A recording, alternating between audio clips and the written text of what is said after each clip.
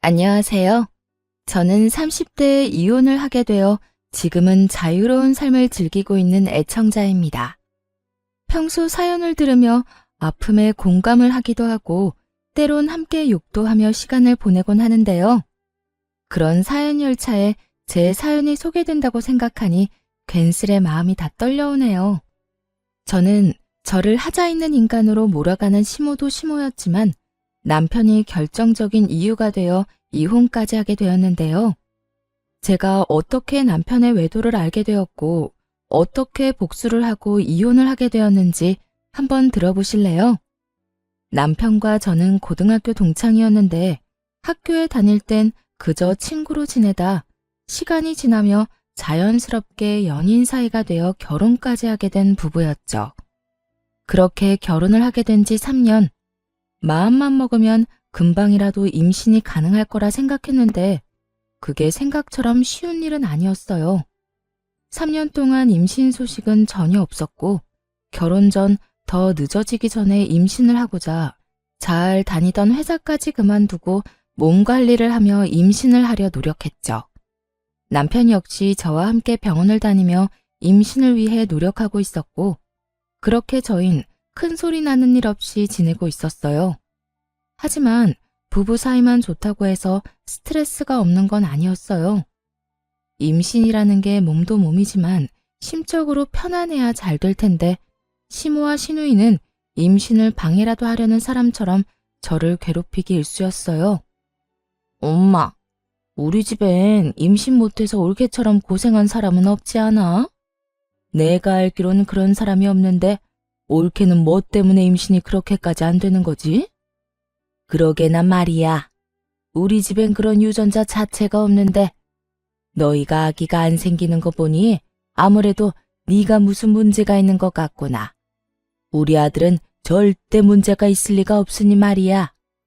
친정 역시 임신 때문에 고생한 사람이 없는데 저딴 식으로 말하니 기분이 나쁜 건 당연했어요. 거기에다 병원에서 검사받은 결과 남편뿐 아니라 저 역시 아무 문제가 없었고 그런 사실을 두 사람에게 여러 번 강조해서 말해주었는데도 불구하고 저런 말을 계속하니 정말 스트레스가 이만저만이 아니었어요. 제가 여러 번 말씀드렸잖아요. 병원에선 저희 몸엔 아무런 문제가 없다고 했다니까요. 그러니까 그런 말은 좀 하지 말아주세요. 저도 그런 말 들을 때마다 정말 스트레스가 이만저만이 아니라고요. 그런데 왜 그렇게까지 임신 안 되니? 혹시 병원이 이상한 거 아니니? 그 병원에서 검사를 잘못한 게 틀림없다. 암? 너희 더 늦기 전에 병원을 옮겨봐. 괜히 돌팔이 병원에서 돈이랑 시간 낭비하지 말고. 그래, 옳게. 엄마 말 무시하지 말고 새겨들어. 내 생각에도 그 병원 돌팔이 같으니까 말이야. 두 사람은 꼭 저에게 문제가 있기라도 바라는 사람들처럼 몰아갔고 더는 설명하고 이해시키는 것도 입이 아파 포기를 해버렸죠. 그런데 그것이 끝이 아니었어요. 시누이는 제가 임신 준비를 위해 집에서 쉬기 시작하자 제가 무슨 시댁 전용 종이라도 되는 양 저를 부려먹으려고 안달이 났더라고요. 시집을 가지 않았던 시누이는 독립도 하지 않고 여전히 시댁에 살고 있었는데 나이 차이는 고작 1살밖에 나지 않는데 하는 짓은 시모 저리 가라였어요. 어찌나 표독스럽게도 저를 부려먹으려 안달인지 있던 애도 떨어질 판국이었죠. 옳게. 지금 우리 집으로 빨리 좀 와봐. 얼른. 지금 당장? 정말 너무 급해서 그래. 처음엔 이런 연락을 받고 정말 큰일이라도 난 것이라 생각해 헐레벌떡 시댁으로 뛰어갔었어요. 하지만 막상 가보면 청소나 식사 등 급한 것이 아닌 직접 하기 귀찮은 일을 시켜댔고 뻔뻔하게도 그런 잡일이 너무 급해 불렀다며 웃어대는 시누이를 보며 더는 참고 넘길 일은 아니다 싶더라고요. 제가 시댁 잡일을 해주려고 회사까지 그만둔 것이 아니었으니까요. 그렇게 마음을 고쳐먹은 이후 전 시누이의 연락을 아예 무시해버리거나 연락을 받는 날엔 아예 못 간다고 못을 박아버렸습니다. 그리고 그날은 시누이와 큰 소리가 오간 날이었어요. 그날 역시 신우이에게 연락이 왔고 또 급한 일이 있다며 시댁으로 오라고 하더라고요. 무시하는 것도 하루 이틀이고 바쁘다고 하는 것도 한두 번이지. 더는 이런 식으로 상황을 외면하는 것도 아니란 생각이 들더군요. 아예 이 싹을 뽑아버려야 한다는 생각이 들었어요. 그래서 전 좀 더 단호하게 제 생각을 말하기로 했죠. 옳게. 요즘 왜 이렇게 연락이 안 돼? 무슨 일 있어? 무슨 일 있는 건 아닌데 왜 그러세요? 왜 그러긴. 우리 집에 좀 오라고 전화했지. 집에 급한 일이 있어서 그러는데 지금 좀 빨리 와. 알겠지? 형님, 저도 바빠서 못 가요. 뭐라고? 옳게 지금 뭐라고 그랬니? 지금 못 온다고 한 것 같은데 내가 제대로 들은 게 맞아? 요즘 따라 도대체 왜 이래? 내가 급한 일이 있다니까. 그래도 못 온다고 한 거 맞아? 네, 제대로 들었네요. 형님, 말이 나왔으니까 하는 말인데 제가 회사를 쉬고 있다고 해도 저도 사생활이 있는데 어떻게 형님이 부를 때만 기다리고 있겠어요? 저도 오늘은 바빠서 못 가니까 급한 일은 알아서 해결하세요. 신우이는 못 간다는 제 말에 화가 났는지 막말을 하기 시작하더라고요. 아니, 평소 신우이의 개념이 얼마나 수준 이하인지를 적나라하게 나타내는 말들을 서슴없이 해대고 있었죠. 옳게. 진짜 이런 식으로 나올 거야? 집에서 내 동생 돈이나 쓰면서 노는 주제에 바쁘긴 뭐가 바빠? 그냥 시댁 오기 싫어서 거짓말하는 거 누가 모를 줄 알아? 그리고 시댁 식구가 오라고 하면 오고 가라고 하면 가는 게 며느리로서 당연히 해야 하는 도리인 거 몰라? 이런 말까지 듣고 나니 저만 웃는 얼굴로 대할 필요는 없다는 생각이 들더라고요. 거짓말은 형님이 먼저 했죠. 바쁘다고 그 난리를 피워서 급하게 가보면 청소해라, 밥해라 등등. 그리고 형님, 같은 여자로서 그런 식으로 하고 싶으세요? 며느리로서 도리 중엔 그런 건 듣도 보도 못했네요, 저는. 제발 적당히 좀 하세요. 저요, 임신하려고 회사 그만둔 거지 그런 일이나 하려고 회사 그만둔 거 아니라고요. 그러니까 앞으로 급하다는 핑계 대면서 저 시댁으로 부르지 마세요. 저는 그대로 전화를 끊어버렸고 내심 이렇게까지 싫은 티를 내고 이렇게까지 말하면 더는 저를 괴롭힐 일이 없을 거라 생각했죠. 하지만 신우이는 더 날뛰기 시작하더라고요. 그날 이후 저를 부르는 대신 저희 집으로 찾아와 집을 엉망으로 만들고 간다거나 이상한 트집을 잡아대더군요. 그래서 제가 집으로도 못 오게 했더니 시모를 앞세우기 시작하더라고요. 그날은 신우이뿐 아니라 시모까지 함께 집으로 온 날이었는데 마침 장봐놓은 것이 없어 마땅히 먹을 것이 없는 상태였죠. 자연스럽게 냉장고부터 열어보던 시모와 신우이는 텅 빈 냉장고를 보고 작정한 듯 잔소리를 하기 시작했어요. 넌 집에서 쉬는 애가 이게 뭐니 이게? 너희 집에서 밥은 해먹고 사니? 나가서 뼈 빠지게 일하는 우리 아들 끼니는 제때 해주는 거 맞아? 그러니까 옳게 이건 아니지. 어떻게 냉장고에 죄다 풀떼기에다가 마실 거 반찬 몇 개밖에 없어? 우리 아들은 고기 좋아하는데 고기 같은 건 없어?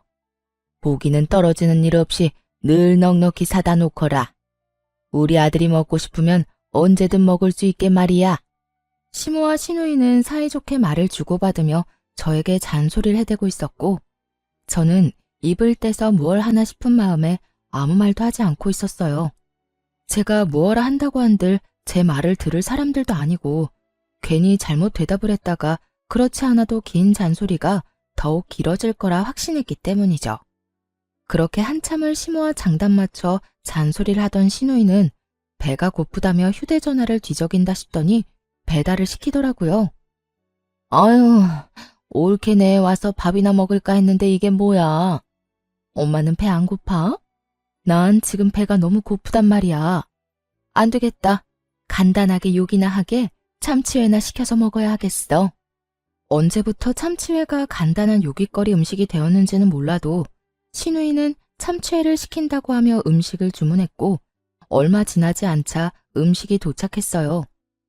얼마나 많이 시킨 것인지 배달 오신 분의 양손 가득 음식이 들어서고 있었죠. 음식의 양도 당황스러운데 더 황당한 말이 신우이의 입에서 나오고 있더라고요. 어머, 지갑이 없네? 어떻게 하지? 올케, 카드 있지? 올케가 계산 좀 해. 잘 먹을게. 고마워. 그렇습니다. 신우이는 10만 원이 훌쩍 넘는 음식값을 바로 계산하지 않고 만나서 카드 결제 상태로 주문했더라고요. 당연히 카드도 현금도 전혀 가지고 있지 않은 채 말이죠. 제가 초대한 사람이라면 당연하게 제가 계산하는 것이 맞겠지만 제가 초대한 적도 없고 입에 들어가는 밥 한 톨도 다시 빼앗고 싶을 만큼 얄미운 시모와 시누이를 위해 그런 돈을 갑자기 쓰게 되니 너무 짜증이 나더군요. 그렇다고 해서 계산을 하지 않을 수 있는 상황도 아니었고 저는 하는 수 없이 계산을 하게 되었죠. 그것이 끝이 아니었어요. 정작 계산한 사람은 저인데 회는 저에게 한 점 먹어보라는 말도 없이 자신들의 앞접시에 다 옮겨 담아버린 후였고 함께 시킨 사이드 메뉴들은 일부러 다 헤집어 놓은 뒤라 손도 대고 싶지 않았어요. 어머, 올케는 왜 안 먹어? 설마 우리가 먼저 먹었다고 기분 상해서 안 먹는 거야? 에이, 설마. 아가, 너 우리 딸 말이 사실이야? 우리가 음식에 젓가락질 좀 했다고 기분 나쁜 거야? 아니면 더럽니? 그냥 입맛이 좀 없네요. 두 분이서 맛있게 드세요. 애초에 제 몫은 없는 것 같기도 하고요. 두 사람의 고의성이 다분한 치사하고도 어이없는 행동을 보며 따지기는커녕 말도 섞고 싶지 않더라고요. 그래서 전 대충 대답을 던져주곤 소파에 앉아 애써 두 사람에게 신경을 쓰지 않으려고 노력했어요. 그렇게 집안도 제 마음도 다 헤집어 놓은 두 사람이 돌아가고 난 후 저는 이딴 인간들 뒷바라지나 하려고 결혼을 했나 하는 회의감마저 들었고 두 사람이 어질러 놓은 그 어떤 것도 치우지 않은 채 멍하니 앉아있으니 남편이 들어오더군요. 뭐야? 집이 왜 이래? 엉망이 된 집을 본 남편이 화들짝 놀라며 저에게 물었고 너무 어이없는 상황에 화조차 나지 않았던 전 아무 감정도 없는 목소리로 남편에게 말해주었죠. 오늘 형님이랑 어머님 다녀갔어. 식탁 위에 음식물이랑 쓰레기는 형님이랑 어머님이 먹고 치우지도 않은 거고 나머지 집안 꼴도 두 사람이 다 헤집어 놓고 간 거야. 뭐? 우리 엄마랑 누나가? 심지어 오늘이 처음도 아니야. 형님은 자주 왔고 어머님은 형님만큼은 아니지만 가끔 형님이랑 올 때마다 이런 식이었어. 그래서 하는 말인데 당신이 해결 좀 해. 뭐? 내가? 나보고 어떻게 하라고. 전화를 하든 만나서 이야기를 하든 당신이 해결 좀 해. 난 더는 이런 식으로는 못 살 것 같아. 내가 당신을 사랑해서 결혼한 거지 이런 꼴이나 당하려고 결혼한 건 아니잖아. 이게 뭐야. 시댁 전용 하녀도 아니고. 뻑하면 사람 불러서 부려먹는 것도 모자라서 그마저도 상황이 여의치 않으니까 연락도 없이 남의 집에 들이닥쳐서 사람 괴롭히는데 내가 언제까지 참고 살 수는 없지 않겠어? 그러니까 당신이 알아서 해결해. 남편은 언성을 높이지도 화를 내는 투도 아닌 저를 보며 상황이 더욱 좋지 않음을 느낀 것 같더라고요. 저를 대신에 큰 소리를 내며 휴대전화를 들고 밖으로 나가버렸으니 말이에요. 뭐? 심지어 이번이 처음도 아니란 말이야? 아, 정말 두 사람 다 왜 그러는 거야? 있어봐. 내가 통화 좀 하고 올 테니까 말이야. 이렇게 큰 소리를 치며 남편은 나가버렸고 저렇게까지 화를 내며 나갔으니 다 해결하고 돌아올 거라 생각했어요. 하지만 이런 제 기대와는 달리 통화를 끝내고 집으로 돌아온 남편은 들어오자마자 휴대전화를 내려놓으며 오히려 저에게 짜증을 내기 시작하더라고요. 당신, 내가 방금 누나하고 통화했는데 당신이 먼저 우리 누나 연락은 다 무시했다며? 우리 집으로 오라고 해도 바쁘다고 하고 끊어버리고 누나 말로는 당신이 먼저 말을 기분 나쁘게 했다고 하던데 그게 사실이야? 신우이는 사건의 시작이 어떻게 된 것인지는 쏙 빼먹고 딱 제가 본인에게 한 말과 행동만을 남편에게 전달했더라고요. 잘못은 시모와 신우이가 한 것인데 남편에게 짜증을 내는 것은 아니란 생각에 지금껏 참아왔는데 남편이 그 성의 없는 말투에 참아왔던 화가 끌어넘치더군요. 형님이 그래? 내가 먼저 연락도 무시하고 집으로 오라고 해도 가지도 않았다고? 내가 왜 그랬을 것 같아? 당신은 날 그렇게도 몰라? 내가 이유도 없이 그랬을 사람으로 보이냐고. 당신이 신경 쓸까봐 이때까지 말 안 한 건데 나 일 쉬기 시작하면서부터 형님 심심하면 나 불렀어. 급한 일 있다고 숨 넘어갈 것처럼 연락이 와서 가보면 설거지해라, 청소해라, 밥해라 등등. 내가 그런 거 하려고 일 쉬는 거 아니잖아. 우리 임신 때문에 나도 그 좋아하던 내 일까지 그만두고 집에서 관리하는 거 아니야. 그런데 어머님이랑 형님은 그런 나를 불러서는 부려먹기 바빴다고. 형님이 그런 식으로 나오는데 당신 같으면 네네 하면서 연락받고 싶겠어? 저는 고함을 지르며 따져 물었고 남편은 제 말에 잠시 움찔하는가 싶더니 생각이란 없는 인간처럼 시댁편을 들기 시작하더군요. 이유가 어찌 되었든 당신이 우리 누나 연락도 무시하고 말도 그딴 식으로 한 건 당신이 잘못한 거야. 누나가 그래도 당신보다 나이도 많고 손윗 사람인데 그렇게 무시를 당했으니 기분이 좋을 리가 있겠어? 그러니까 당신이 적당한 때 봐서 우리 누나한테 사과해. 알겠어? 시누이 대변인 노릇을 하느라 정신이 나가버린 남편을 보는데 정말 오만정이 다 떨어진다는 말의 의미를 알겠더라고요. 저에게 시누이에게 사과를 하라며 우겨대는 남편을 보는데 사람이 어쩌면 그렇게 미워 보이는지 더는 마주하고 싶지도 않더군요. 그래서 전 시모와 시누이 때문에 엉망이 된 집을 손가락질하며 말했어요. 사과는 당신이나 하고 이 집 정리도 당신이 해. 뭐? 내가 왜? 내가 왜? 몰라서 물어? 이거 내가 어지럽혔어? 다 당신 엄마, 당신 누나가 이런 거잖아. 식탁 위에 저것들도 계산은 내가 했지만 난 한 입도 못 먹었고 이 집도 내 집이지만 내가 어지럽힌 건 단 하나도 없어. 당신 식구들이 이렇게 한 거니까 당신이 다 치워야 하는 건 당연한 거 아니야? 하여튼 난 절대로 못하니 당신이 알아서 처리해. 알겠어? 그렇게 저는 그대로 방으로 들어와 버렸고 밖에서 구시렁거리는 소리와 함께 치우는 소리가 들려오더군요.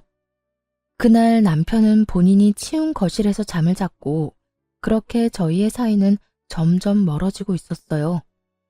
그때쯤부터 남편은 집에서 말도 거의 하지 않기 시작했고 전형적인 바람난 남자의 절차를 밟기 시작하더군요.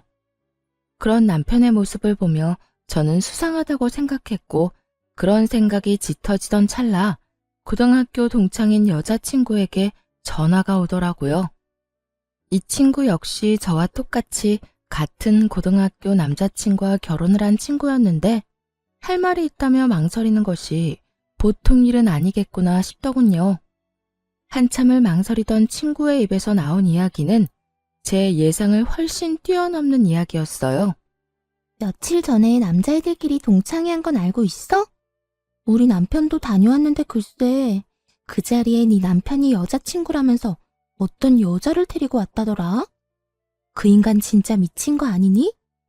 아무리 남자들끼리 모인 자리라고 해도 그 자리에 있는 남자애들 너랑 네 남편이랑 결혼한 거 다 아는데 그런 자리에 여자친구를 데리고 갔다는 것 자체가 제정신이 아닌 거야. 남자들끼리 암묵적으로 비밀로 하고 있는 모양인데 우리 남편은 아무리 그래도 이건 아닌 것 같다면서 나한테 말해주더라고. 내가 이런 말을 너한테 해야 하나 말아야 하나 고민하다가 아무리 생각해도 괘씸해서 안 되겠더라고. 그러니까 너도 넋놓고 있다가 뒤통수 맞지 말고 뒷조사 하든 해서 준비 단단히 하고 있어. 충격이 크더라고요. 외도를 저지르고 있다는 사실을 알게 된 것도 충격이었지만 어떻게 상간녀를 데리고 동창회를 나갈 생각을 할 수 있는 것인지 정말 제 상식으론 이해가 되지 않더군요. 얼마나 내가 우스웠으면 그런 식으로 행동했을까? 분노가 머리 끝까지 차올랐죠. 동창생들 앞에서 소개하면 저도 모를 리가 없잖아요. 저에게도 동창생인 친구들인데 겁대가리를 상실한 건지 머리가 나쁜 것인지 아님 친구들에 대한 믿음이 깊은 것인지 이것도 저것도 아니라면 들켜도 상관없다 싶었는지 도무지 알 수가 없는 지경이었죠. 그 모든 것이 혼란스러운 상황 속에서도 확실해지는 것은 있었어요. 그 인간은 저와 이혼이 하고 싶어 환장한 인간이 분명했고, 전 그런 인간과 이혼을 해야 한다는 것 말이죠. 친구의 조언대로 흥신소에 의뢰해 남편의 뒷조사를 시작했고, 며칠 뒤 흥신소에서 전해드린 소식은 정말 통쾌하면서도 경악스러움 그 자체였어요. 이 정도면 거의 사기인데요. 그 상간녀 말인데요. 지금 남편한테는 부잣집 딸 행세를 하고 있고 남편분이 역시 그런 모습에 감쪽같이 속아 넘어간 것 같더라고요. 아니, 엄연히 말하자면 처음엔 부잣집 딸이 맞았었어요. 두 사람이 만날 때는 상간녀가 잘 나가는 집 딸이 맞았는데 그 집안이 몇 달 전부터 부도 이야기가 나오더니 최근엔 거의 부도 직전이라고 하더라고요. 물론 상간녀는 이런 사실을 숨기고 여전히 부잣집 자식 행세를 하고 남편분한테 온갖 선물들을 뜯어내고 있고요. 대화를 들어보니 돈까지 받아 쓰고 있는 것 같던데요. 뭐 상간녀 말로는 주식에 돈이 다 묶여 있는데 지금 빼면 손해가 크다. 이런 식으로 남편분 속여서 돈을 받아내고 있는 것 같더라고요. 하여튼 자세한 내용이나 사진, 녹음 파일은 따로 보내드릴 테니 확인해 보시고 혹시나 더 필요한 거나 궁금하신 거 있으면 연락해 주세요. 들어보니 남편은 상간녀와 만난 지 적어도 반년은 더 되어 보인다고 하더라고요. 반년이라는 말에 충격이 클 수밖에 없었죠. 그땐 저와 사이도 좋을 때라 외도에 대해선 의심조차 하고 있지 않을 때였으니까요. 급격하게 줄어든 생활비와 그 못지않게 줄어든 말수에 의심은 하고 있었지만 그 의심이 현실로 돌아오니 생각보다 충격이 크긴 하더군요. 그러면서도 똑똑한 척은 혼자 다 하고 돌아다니더니 어디서 저런 사기꾼 같은 여자에게 홀려서 허황된 꿈이나 꾸고 있는 남편이 한심하기 짝이 없기도 했고요. 거기에다 더 어이없는 건 신우이였어요. 신우이 역시 남편의 허황된 꿈에 동참 중인 듯 했는데 사진을 보니 상간녀에게 잘 보이려 가진 애를 쓰고 있더라고요. 함께 백화점을 다니며 상간녀는 쇼핑을 하고 신우이는 그런 상간녀의 물건을 계산해주는 것도 모자라 상간녀의 마음에 들기 위해 짐꾼 역할까지 하고 있더군요. 그 사진을 보는데 얼마나 웃었나 모릅니다. 거기에서 끝이 아니었어요. 남편과 상간녀 두 사람의 대화 녹음 파일도 있었는데 그 대화 내용도 가관이었죠. 자기야, 나 요즘 집사람이랑 사이도 좋지 않은 채로 유지 중이고 말도 제대로 안 한 지 꽤 됐어. 아마 조만간 자연스럽게 이혼 이야기가 나올 것 같아. 잘 됐지? 한껏 신난 남편의 목소리와는 달리 상간녀는 제가 느끼기에도 떨떠름한 목소리로 대답하더군요. 그래? 그런데 굳이 그렇게까지 해서 이혼하지 않아도 돼. 정 힘들면 굳이 이혼하지 말고 이대로 지내도 난 상관없어, 자기야. 에이, 그래도 이렇게 지내는 것보다 내가 빨리 정리하고 자기하고 당당히 만나다가 결혼하는 게 더 좋지. 그나저나 내가 다 정리하기만 하면 자기 부모님께 인사드릴 수 있는 건 맞지? 어? 그럼 당연하지. 그렇다면 하루라도 빨리 정리하는 게 맞지. 나도 회사 생활 지겹기도 하고 요즘 따라 힘들기도 해서 하루라도 빨리 때려치우고 우리 예비 장인어른 회사에 들어가서 좋은 자리 하나 맡고 싶단 말이야. 자기 아빠가 나 꽤 높은 자리 내주시겠지? 그렇지? 그렇겠지? 아마 자기 만나보면 괜찮은 자리 마련해 주실 거야. 그러니까 그런 걱정은 하지 말고 일단 다니는 회사 일이나 제대로 해. 그만둘 때 그만두더라도 평판이 좋아야 하니까. 우리 아빠 만나기 전까진 회사 열심히 다니란 말이야. 그럼 그런 건 걱정하지 마. 그렇지 않아도 당장이라도 사표 던지고 싶은 거 참고 또 참으면서 웃으면서 일하고 있어. 자기 말대로 다른 회사 가더라도 사람 일이란 건 혹시 모르는 일이고 평판이 중요하니까 말이야. 남편은 상간녀가 파트로 매주를 쓴데도 믿을 태세였고 상간녀는 정말 이혼까지 하고 회사를 그만둬버리면 자신이 남편을 꼼짝없이 책임져야 하니 그건 또 싫었을 거예요. 그렇다고 해서 지금 든든한 돈줄이 되어주는 남편을 버릴 순 없어 보이더군요. 교묘하게 이혼은 권하지도 않고 회사를 그만두면 안 된다는 말을 계속 반복하는 걸 보니 말이에요. 그렇게 대화만 들어도 저는 상간녀의 속마음이 다 들리는데 여전히 아무것도 모르는 남편은 격양된 목소리로 이런 말까지 하더군요. 에이, 진짜. 당장이라도 집사람이랑 이혼해버리고 싶은데 얼마 안 되는 재산 정리도 좀 해야 하고 이것저것 잡음 없이 끝내려면 시간이 조금 걸릴 수도 있어. 그러니까 자기가 넓은 아량으로 조금만 더 기다려줘. 난 괜찮으니까 이혼도 너무 서두르지 마. 알겠지? 역시 우리 자기는 마음도 넓어. 남편의 신난 목소리를 듣고 있는데 그 순간 명의 이전 이야기를 했던 것이 떠오르더라고요. 결혼할 당시 집 명의를 제 명의로 했었는데 최근에 이런저런 핑계를 대며 명의를 이전해달라고 했던 것이었죠. 명의 이전은 생각지도 못한 일이라 귀등으로 듣고 생각해보자며 말을 돌리곤 했었는데 그때 생각해보니 남편에겐 다 계획이 있었더라고요. 저에게서 집을 뺏은 후 속 시원하게 저와 이혼하고 상간녀와 새 출발을 할 계획 말이에요. 그렇게 남편의 추악한 계획과 시누이와의 관계까지 모두 알게 된 저는 이혼 전문 변호사분을 만나 이혼을 준비하기 시작했고 이런 사실을 꿈에도 알지 못하는 남편과 시누이는 상간녀에게 잘 보이려 있는 돈 없는 돈 모두를 다 끌어다 쓰고 있더군요. 전 마음속으로 두 사람의 행보를 응원했고 제 이혼 준비가 끝날 즈음 남편이 집으로 회사 짐박스를 안고 들어오더라고요. 씩씩거리며 들어오는 꼴이 회사를 그만둔 듯 했어요. 그게 무슨 짐이야?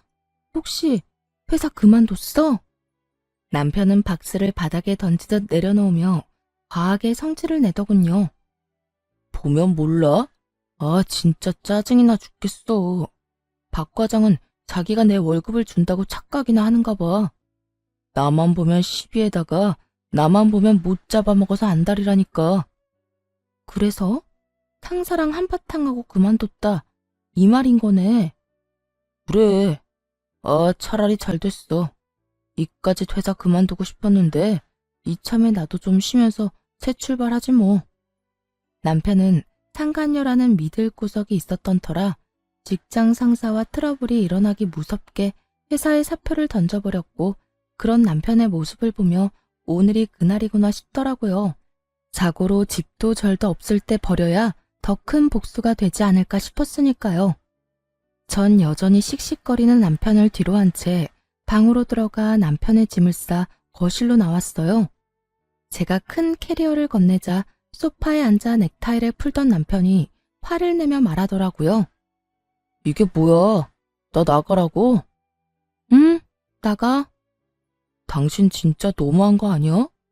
아무리 당신이랑 상의 한마디 없이 회사를 그만뒀어도 그렇지. 어떻게 이런 식으로 가장을 내쫓으려고 할 수가 있어?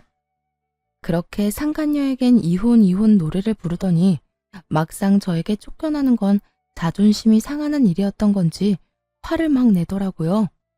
그 모습이 얼마나 기가 차고 어이가 없는지. 저도 모르게 코웃음이 다 나더라고요. 당신이 상의도 없이 회사 그만둔 거? 물론 그것도 문제가 있지. 그런데 설마 그런 걸로 내가 당신을 쫓아내겠어? 그러면 이 짐은 뭔데? 방금 나보고 나가라며. 응, 나가.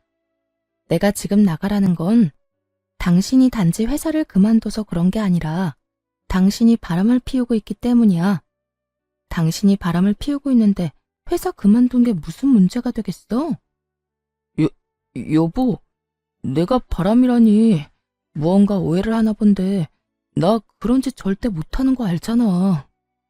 그런 짓은 절대 못한다는 인간이 내 뒤에선 내 등에 그렇게 비수를 꽂았어?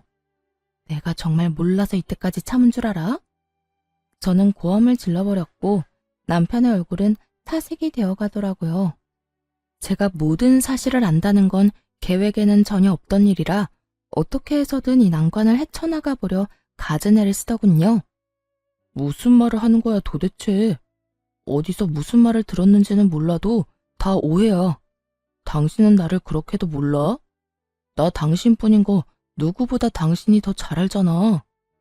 어쩌면 이렇게도 같은 말을 해대는 건지.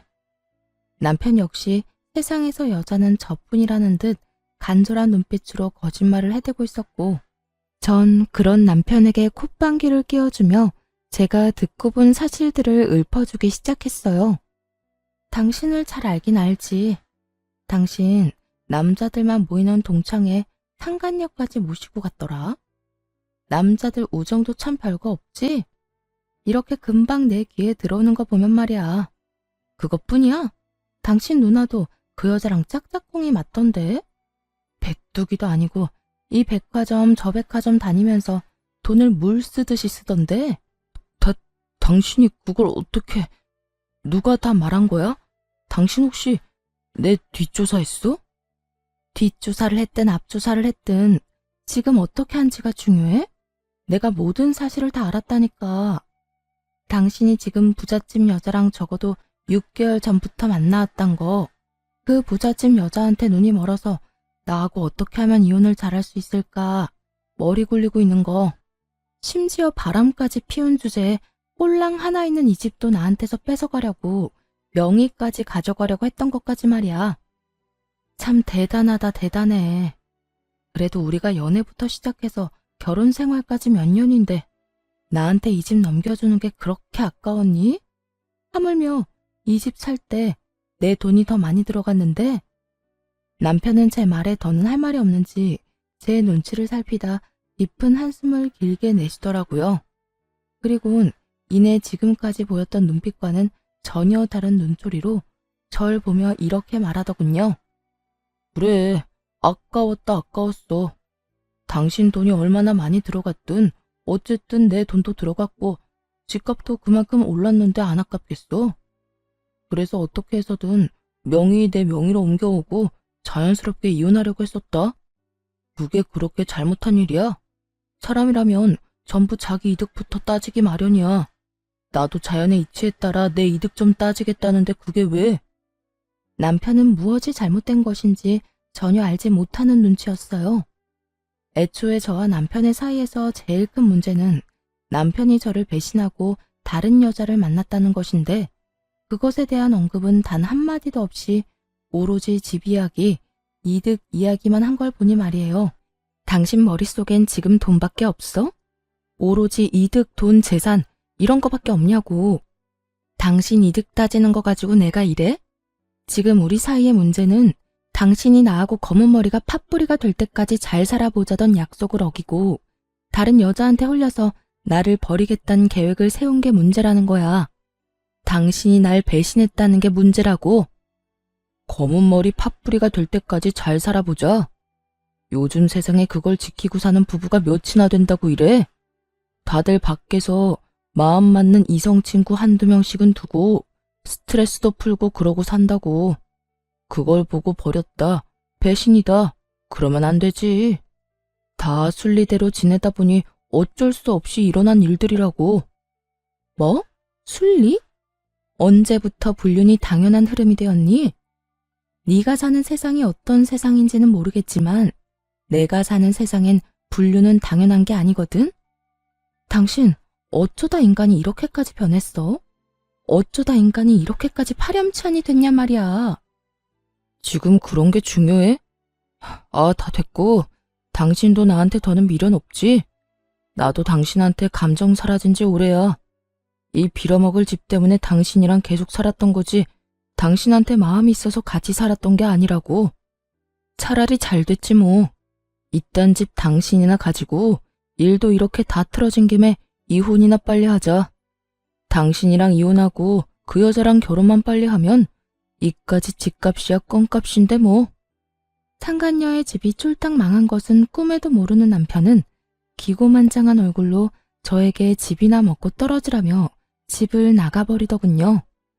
앞으로 본인 앞에 펼쳐질 앞날에 대해 아무것도 알지 못한 채 기고만장한 꼴로 집을 나가는 남편의 뒷모습을 보는데 화가 나기는커녕 웃음만 났습니다. 그렇게 진행된 이혼에서 저는 남편, 상간녀, 시누이 모두에게 위자료를 청구했고 세 사람 모두에게 위자료를 받고 이혼할 수 있었어요. 이혼하는 그 순간까지 상간녀는 부잣집 딸 연기를 하고 있었는데 저에게 주어야 하는 위자료 역시 전 남편에게 받아내고 있더라고요. 자기야, 나 아직 주식 정리를 못했는데 위자료 어떻게 해? 아까 들어보니까 위자료 이자가 은행 이자보다 높던데. 그냥 주식을 정리해야 싶기도 하고. 그런데 지금 정리하면 손해가 너무 심한데? 그래? 그러면 그냥 내가 대출받은 김에 조금 더 받아서 줄게. 어차피 그 주식 한 달 정도만 있으면 정리할 수 있다고 했잖아. 응. 들리는 찌라시엔 한 달 내로 따상 갈 거라고 하더라고. 그렇게만 되면 내가 진짜 이자까지 쳐서 다 줄게. 돈만 돌려주겠어? 자기 인생 펴는 거야, 이제. 상간녀의 말에 전 남편은 얼굴 한가득 행복 가득한 미소를 지어 보이더라고요. 저와 이혼하는 그 마당에 말이죠. 그 모습을 보는데 저 역시 웃음이 터져나와 크게 혼이 났네요. 주식에 큰 돈이 묶여 있는 것도 거짓말, 앞으로 인생이 필 일만 남았다는 것도 거짓말이란 것을 저는 잘 알고 있었으니까요. 그렇게 전 남편과 전 시누이가 빚쟁이가 된 채 소송은 마무리되었고 이혼 확정 서류를 제출하면 모든 것이 끝이 나는 날이 다가왔어요. 전 남편은 서류를 제출하려던 저를 기다리고 있었는데 그 몰골이 말이 아니더라고요. 죽도 한 그릇 못 얻어먹고 다니는 것인지 피골이 상접한 것은 물론이었고 행색도 남루한 것이 굳이 물어보지 않아도 어떤 상황인지 훤히 보이더군요. 제가 전 남편을 발견한 직후 전 남편 역시 저를 발견했는지 다짜고짜 저에게 달려와 무릎을 꿇고 빌기 시작하더군요. 여보, 서류 제출하러 온 거야? 이 서류 제출하면 우리 진짜 끝인 거 알고는 있지. 잘 알고 있지. 그러니까 이렇게 아침 대바람부터 온 거 아니겠어? 하루라도 빨리 너 같은 인간이랑 깨끗하게 정리하려고 말이야. 여보, 그러지 말고 다시 한번 생각해보면 안 될까? 우리가 이렇게 이혼한다는 거 정말 말도 안 되는 일이잖아. 뭐? 말도 안 되는 일? 뭐가 말도 안 되는데? 당신 말대로 우리 고등학교 때부터 해서 지금까지 함께한 시간이 얼만데 이대로 우리가 헤어진다는 게 말이나 된다고 생각하는 거야? 정말 웃기지도 않더라고요. 그 긴 세월이 그렇게나 소중하다는 사람이 어떻게 다른 이유도 아닌 외도로 인해 이혼까지 하게 만들었으니 말이에요. 심지어 끝까지 반성은커녕 비웃기 바빴던 걸 제가 다 기억하고 있는데 이제와 이렇게 매달리는 꼴을 보고 있자니 통쾌하기는커녕 미친 듯이 화가 났어요. 그 세월이 그렇게 소중했다는 인간이 그딴 짓을 했니? 기억 안 나? 당신 나하고 이혼하는 그 순간까지 미안하다는 말은커녕 본인은 잘 먹고 잘 살 테니 나는 이혼녀 딱지 붙이고 잘 살라고 했던 거. 그런데 이제 와서 무릎까지 꿇고 왜 이런데? 갑자기 집 나갔던 양심이 다시 되돌아오기라도 했는가 봐. 그땐 내가 정말 정신이 나가버려서 당신한테 어떤 짓을 하고 있는지조차 몰랐어. 나 사실 당신이랑 그렇게 이혼하고 나 당신 많이 그리웠어. 나한테 당신이 정말 없어서는 안 될 존재라는 것도 알았고 오로지 당신만이 내가 사랑할 수 있는 여자란 걸 깨달았지 뭐야. 깨닫기는 개뿔. 상간녀의 집이 쫄딱 망해버려 쥐뿔도 없는 상황이란 걸 전 남편은 알게 되었고 전 남편은 상간녀를 닥달하기 시작했다 하더군요. 손해볼 것이 하나 없는 상간녀는 헤어지자는 말과 동시에 받았던 돈은 한 푼도 갚지 않고 도망을 가버렸다는 소문을 이미 다 전해들어 알고 있는 상태였죠. 그러니까 전 남편은 저에 대한 사랑이 그리운 것이 아니라 거짓골이 된 자신이 아쉬워서 저에게 매달리는 것임을 저는 누구보다 잘 아는 상태였죠. 참, 거짓말도 정성껏 잘한다. 야, 내가 너 바람난 것도 다 알고 있었는데 네가 지금 왜 이러는지 모를 줄 알아? 혹시 당신도 내 소식 다 들은 거야? 당신도 다 아는 것 같으니까 솔직하게 말할게. 그 여자 알고 보니까 회사 부도가 났었더라고. 그 사실을 나한테는 감쪽같이 속이고 주식 핑계 대면서 나한테 돈 뜯어가고 있었고. 정말 너무하지 않냐? 어떻게 날 속일 수가 있어? 어쩐지 내가 당신하고 이혼한다고 할 때마다 반응이 시원치 않더라니. 하여튼 내가 이혼하고 위자료 내느라 빚쟁이 되고 우리 누나도 당신한테 위자료 주느라 빚쟁이 되니까 더는 뜯어먹을 거 없다 싶었는지 도망갔어. 내 돈, 누나 돈은 한 푼도 안 주고 말이야. 우리 집 지금 난리야. 나 회사도 그만두고 취업도 안 돼서 대출금 갚을 돈이 없어서 엄마 집까지 팔아 대출금 갚아야 하는 신세라고. 어쩌다 내 신세가 이렇게까지 된 건지. 전 남편은 눈물까지 짜내며 하소연을 하고 있었고 전 궁금하지도 않은 이야기를 듣고 있자니 하품이 다 날 지경이었어요. 그걸 몰라서 물어? 남의 가슴에 대못 박아놓고선 너는 평생 떵떵거리면서 행복하게 살 수 있을 거라 생각했어? 남의 눈에 눈물 나게 하면 네 눈엔 피눈물 나는 법이야. 그래서 할 말은 다 했니? 그 하품이 나오게 지겨운 하소연은 다 해댔냐고. 전 남편은 자신이 이렇게 눈물까지 쏟아내며 말하면 저 역시 눈물이라도 흘릴 거라 생각했는지 제 반응에 크게 당황하며 다시 울고불고 빌기 시작하더라고요.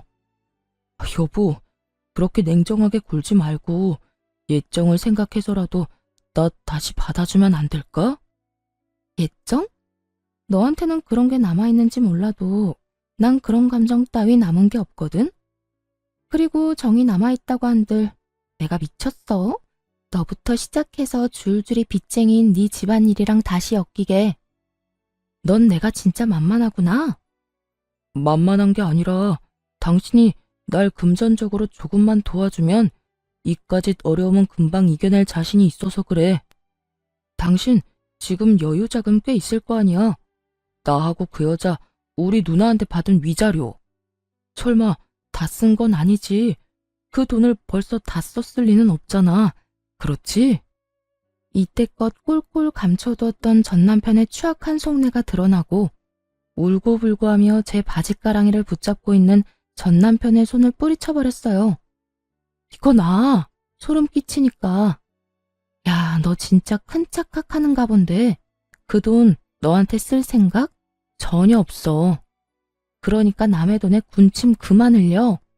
여보, 그러지 말고 나 진짜 당신이 조금만 도와주면 금방 일어설 수 있다니까. 많이 바라는 것도 아니라고. 그냥 받은 위자료의 절반 정도만, 아니 그것보다 적은 금액이라도 되니까 조금만 도와주라. 응? 상간녀를 상대로 헛된 꿈을 꾸던 전 남편은 이젠 저를 상대로 헛된 꿈을 꾸는 듯 했어요. 자신이 저딴 식으로 눈물 콧물 흘리며 매달리면 제가 당연히 받아줄 거라 생각하는 듯 했으니까요. 정말 착각은 자유라고들 하지만 이 정도 현실 가능성이 없는 착각에 저를 끌어들인다는 사실 자체가 기분이 슬슬 나빠져 오더군요. 야, 그 말도 안 되는 착각에 날 끌어들이지 말아줄래? 그 꿈 같은 계획은 잠잘 때나 꾸고 현실에선 네가 한 짓에 대한 벌 제대로 받아. 알겠어? 여보, 여보, 여보 제발. 나 진짜 큰일 나. 한 번만 받아주라. 제발. 이거 나 한 번만 더 내 몸에 손대잖아? 나 진짜 그대로 경찰에 신고해버릴 거야. 나 알지? 한다면 한다는 사람인 거. 그러니까 이상한 짓 그 정도만 하고 이럴 시간에 일자리나 알아봐. 돈은 자기 손으로 벌 생각을 해야지 남의 재산 탐내다가 그 모양 굿꼴이 돼놓고도 아직도 정신을 못 차렸어? 네 일은 네가 알아서 해결해. 전 그대로 전 남편을 뿌리쳐버리곤 서류를 제출해버렸고 그렇게 지긋지긋한 인연이 끝났습니다. 그 후 전 집도 옮기고 회사도 옮겨버린 후 잘 지내고 있습니다. 한동안 전 남편과 전 시댁 식구들이 계속 연락을 해와 귀찮은 일이 있긴 했지만 차단 깔끔하게 했더니 요즘엔 연 끊겨버린 지 꽤 되었어요. 새로운 회사에서 일하기 시작한 지 1년이란 세월이 지났고 이제 적응도 되어 아주 만족스러운 삶을 살고 있어요.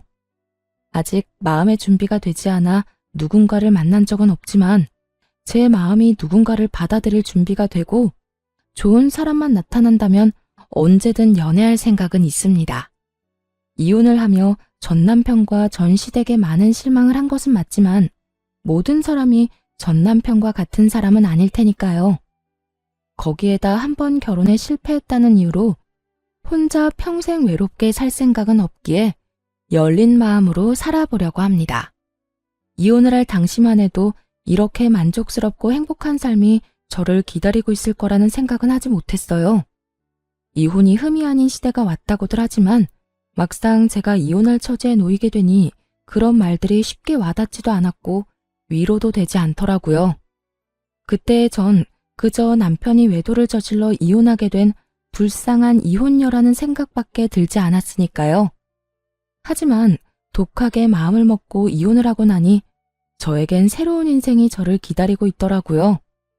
무엇보다 수준 이하의 전 시댁 인간들을 더는 마주할 필요도 없었고 저의 뒤에서 저를 기만했던 전 남편을 더는 보고 살지 않아도 됐고요. 그 뒤로 따라오는 자유, 압박 없는 삶 등 여러 가지도 물론 좋았어요. 이렇듯 전 지금의 생활에 더없이 만족하고 이혼녀이긴 하지만 유부녀일 때보다 더없이 행복하답니다. 이로써 저의 사연도 끝이 났네요. 어떠셨나요? 욕들 함께 해주셨을까요? 긴 이야기 끝까지 함께 해주셔서 감사하다는 말을 전하며 저는 이만 물러가 볼게요. 감사합니다. 다들 행복하세요.